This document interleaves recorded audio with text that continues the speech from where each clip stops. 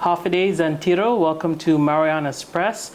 We are so grateful to be joined with Bishop-elect Romeo Convocar. Welcome to Saipan, welcome to the CNMI. Thank you, and thank you for having me. And so, tell us when you heard the news that you were going to be the Bishop of the Diocese of Chalan Kanoa, and what was your reaction? The nuncio called me, that was October, asking me if I would accept the appointment of the Holy Father to be the Bishop of Chalan Kanoa. And out of obedience to the Holy Father and out of love for the Church, I have to say yes. Granting that it's for the good of the Church. I knew, or I got the idea already of the job of the bishops, or what it is to be a bishop in a sense, since I'd had an experience of being a administrator for the Archdiocese of Agana for over a year, and I was also the Vicar General to Archbishop Michael Burns. So somehow, more or less, I know that there will be challenges that goes with the office of the bishop. But it is also a great opportunity. So I was grateful and happy, but at the same time, I had my reservations. But generally, I'm very grateful to the Holy Father and thankful for the appointment. So part of the reason why we wanted to sit with you was to also introduce you to the CNMI community, which you will be leading as Bishop. This Saturday is your ordination and installation. Yeah, right. And so tell us a little bit about yourself. Where did you grow up? What has your life experience been that led you to this moment? Well, basically, I was born in the Philippines, particularly in Iloilo, Haniway, Iloilo. And then at the age of 13, I joined the seminary, minor seminary. So after 4 years in high school, I proceeded to finish philosophy. And after philosophy in Dumaguete, because my uncle is a priest, and so he brought me to Dumaguete, which is another city. After philosophy, I was accepted by the military ordinariate to be their seminarian. So they funded for my studies during the entire duration of my theological studies, and then I was ordained for the military ordinariate. To be short, I served the Navy as a chaplain officer for about 10 years, and then another 4 years as spiritual director in the seminary, the military ordinariate, and 14 years in Guam. So that makes it about 28 years, and by September, I'll be 29 years in the priesthood. Yeah. And so you arrived on Guam 14 years ago. That was when you first came to Guam. It's kind of broken. Yeah. So I first came in after 10 years of being a chaplain in the Navy.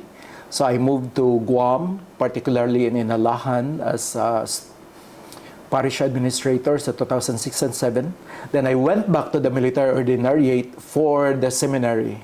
That's about 5 years of service as spiritual director and procurator, like a treasurer. And then after that, I moved back to Guam, 2012. So from then, I continued until I left. Left last Monday, yesterday. Yeah. I do want to talk about your plans and really your intentions as bishop starting this Saturday. But first, I wanted to talk a little bit about Guam. Even when Archbishop Ryan Jimenez was appointed, one of the very first statements he told me when we interviewed him the day after the news was out was that he wanted to restore trust in the institution. We're all aware of the challenging times that the Guam Catholic community has faced, with those cases. Tell us about that, and how is that going to inform, what did you learn, and how is that going to inform your leadership as bishop of the diocese? Well, Guam went through a lot. I would see it as a process of purification for the church to be a much better church. So I was involved in the leadership since Archbishop Michael Burns took me as his Vicar General. And as many know, we went through the process of the bankruptcy.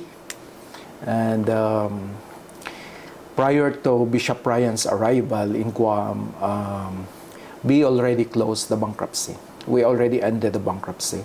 So it's kind of a time for implementation. We started the implementation before he came, and he is, in a way, trying to finish it and move forward with the new pastoral programs. But yeah, it's important for the church to be accountable to the people, and I think that's what Bishop Ryan is saying, restore the trust. So I would see that as an ongoing thing. It's not a one-time deal, okay, I'll do this and trust is back. It's not that. It is an ongoing work of the church that takes care of its people, including the most vulnerable. We're talking here about children, vulnerable adults, as the church continues its mission. So there are people that sometimes are forgotten, those that are in the peripheries, and I think it's important that we take care of them as well. Yeah. What is your opinion on the state of faith in the Marianas? I'm not sure how much time you've got to spend in the community so far here, but how would you describe, what is the state of the Catholic community? You know, when I moved to Guam, people were very, very welcoming. They take you as their own. They would love you, and I've seen how faithful they are as Christians, as Catholics. And like what we went through, for example, in Guam when I was there, somehow it purifies the faith of the people. I see it as a positive thing in the sense that it's strengthened more, that they see us priests, that we are humans. We are not we are not stones. We are not angels. We are humans, just like anyone, tasked by the mission to spread the gospel. But there's a moral standard that we have to uphold, and I would still see that, despite of everything, the people in Guam are still faithful, and they still nourish their faith. And here in Marianas, I have still to learn and understand more, but I would think that it's almost the same. Now we are talking about people coming from the same region, the same migrants of people that are here. Probably there are some uniqueness since we are different territories or different communities. But then going back to the question of faith, I think people here are faithful, and it just needed to be nourished. Now, from our side, from the side of the Pali, to do our duty in nurturing the faith of the community. Yeah. And tell us a little bit about how you've been preparing, ahead of Saturday. When did you get here? How have you been, preparing? What have you been praying for? So when I learned that I will be appointed as bishop, other than preparing for the liturgical needs for the event, the primary one is spiritual preparation.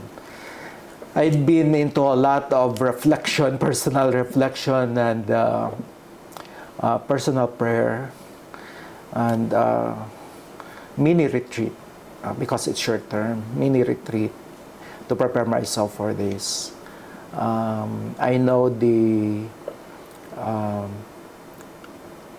job, this office requires a lot of spiritual strength, so that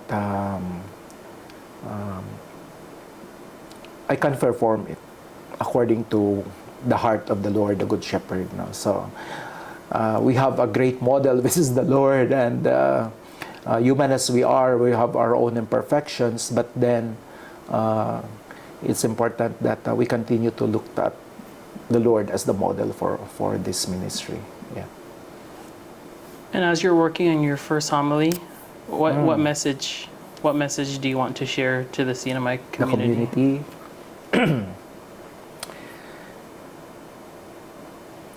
Basically, first, I'm grateful for the welcome, for the warm welcome that everyone has been extending to me. The warm welcome, the clergy, the religious women and men that are here, and the welcome of the lay collaborators. People made me feel that I'm welcome, and I'm happy with that. And I have come to do the mission as the Holy Father tasked me. And I recognize that the church is not a newly established church. It is a 40-year-old diocese, meaning there's already like a system that's ongoing. So if there's one thing that I would like to do is to walk with the community, the Christian community that is already established.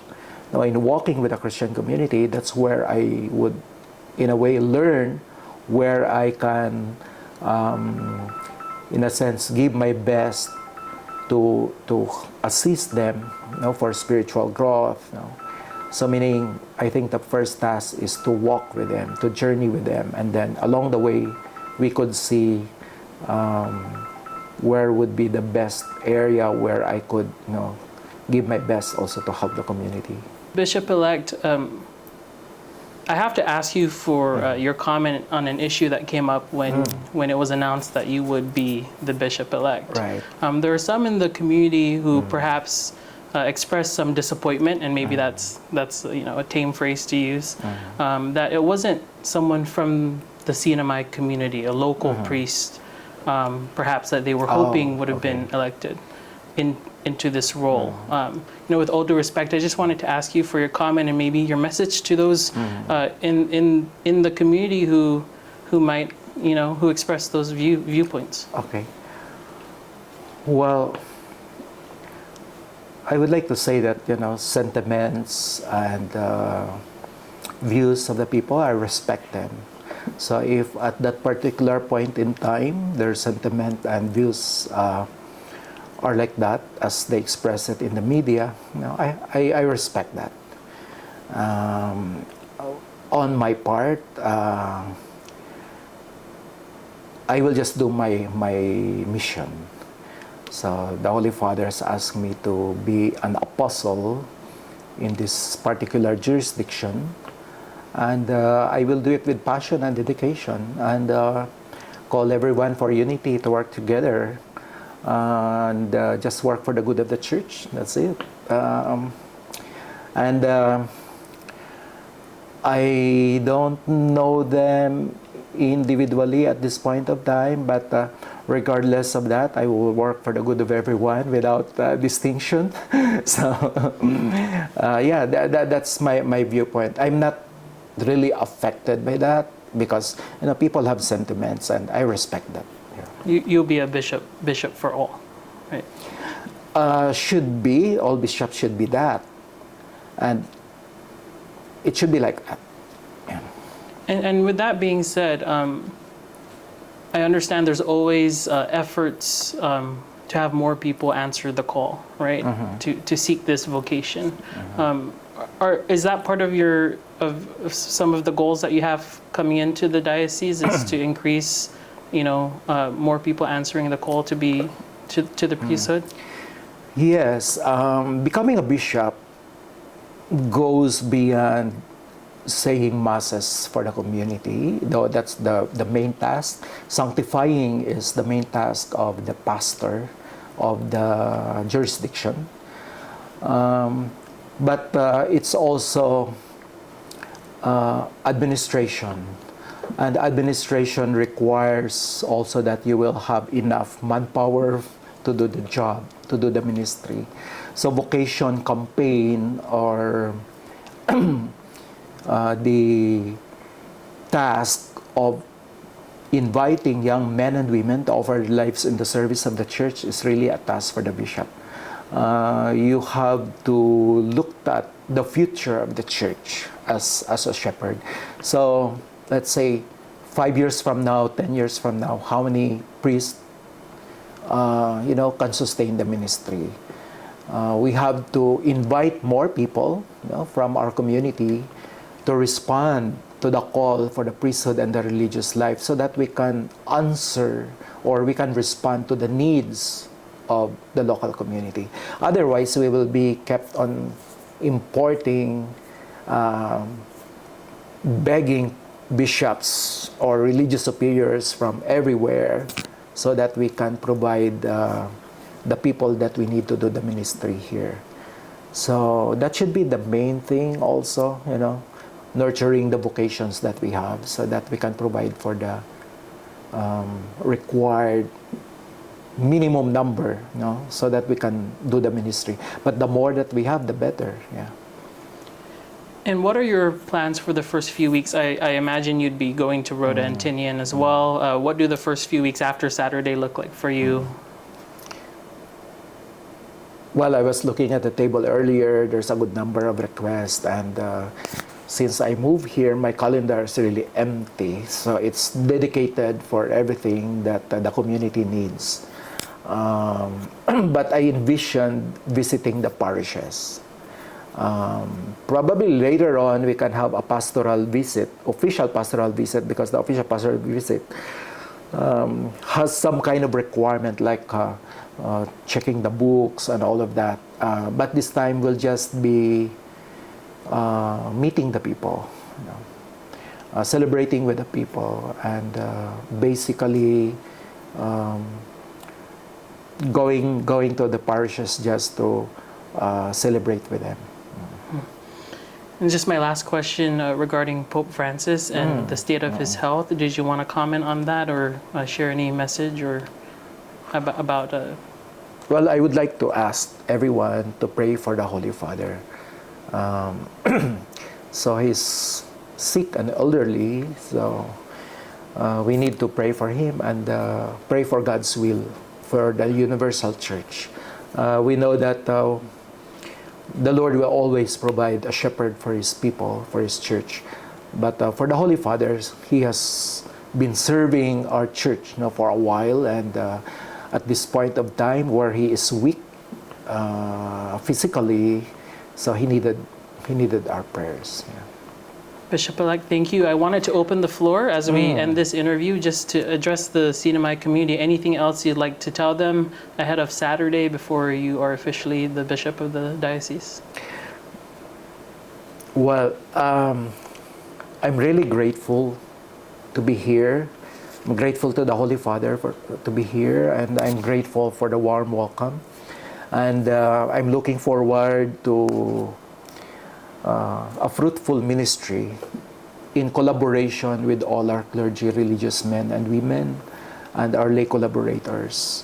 And it will be my joy to serve the community in whatever capacity I can as a bishop of this place. Right. Thank you so much, Bishop-elect Convocar. I appreciate your time. Thank you. Thank you. Yeah. And thank you for joining us. Follow the latest headlines at marianaspress.com.